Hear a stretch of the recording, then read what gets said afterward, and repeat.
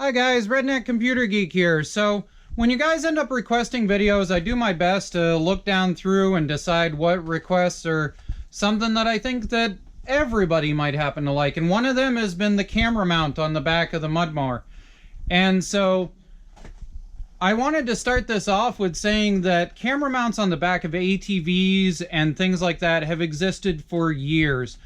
The first time I ever saw one on the back of an ATV was on another fellow YouTuber's driving video down through a bunch of mud up in Canada on a YouTuber by the name of Rex 4x4. You should check him out. He does a lot of cool stuff. If you're into mud mower stuff, he also does some of that, and very cool guy. Very, very fun to watch. So let's go take a look at what I ended up doing. It's an adaptation on what a bunch of other people have done over the years. But here's my version. So let's get over here to where the Mud Wizard is. So to start off with, you're going to need one of these little kits. These are just your regular standard GoPro mount kits that you can buy. This one was a 16-in-1 kit. It comes with these, and it comes with a headband. But also what it comes with is this, and this is your base that you start building from. So this is your GoPro mount base, and it's going to come with one of these stickies in it. And what I'll tell you from my first round of experience with this is that these stickies aren't worth anything. That what I ended up doing was I ended up actually knocking this off the very first round of driving I did with it when I flipped the mud mower and I hit something with it. And what I ended up doing was I went through and I 2-ton epoxied it, or 5-ton, I don't remember which at this point. And now it stays perfectly fine. It's all solid.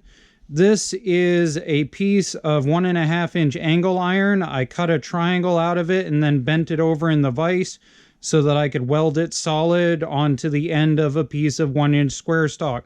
This is just the standard 1-inch square stock that you can buy at any hardware store, Home Depot, all that kind of stuff.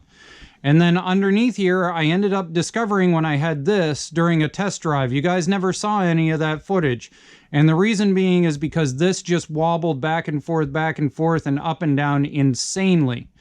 So what I did was I took a piece of this 1/2-inch square stock and I went through and I cut the angle out.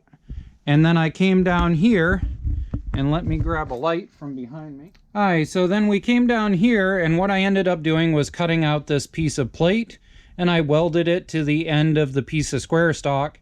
I put a little bit of rubber tire gasket behind it in order to act as a bumper, and then I put some of these self-tappers in. Now these right here you can find, they're 1/2-inch on almost all the AYP frames, the Craftsman tractors, the Huskies, all that kind of stuff. And you just simply put a 1/4-inch drill bit hole right straight through there, and then put this on using an impact of some sort, and it'll drill its own threads right straight in and thread itself. Now this plate right here, if you notice in this part here, fits perfectly to this little bulge here. And if you notice, it fits perfectly into this little cutout here. And that's because it's actually the original piece of plate off of the original main mud mower. I went with an angle grinder and just sliced it right out of it.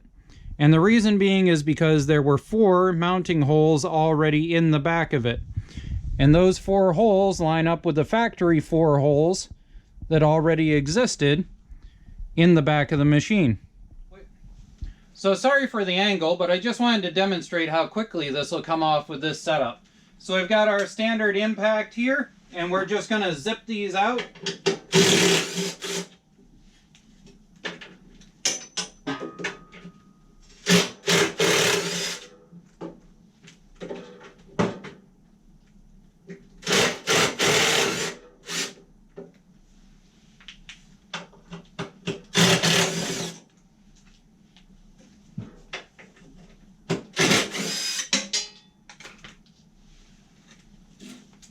And there we go. There's our setup. I'll bring this up a little bit closer. And there we go.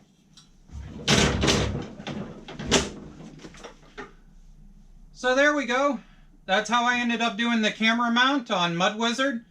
It's time to start getting on to a new project, so let's start wrenching. Have fun. We'll see you next video.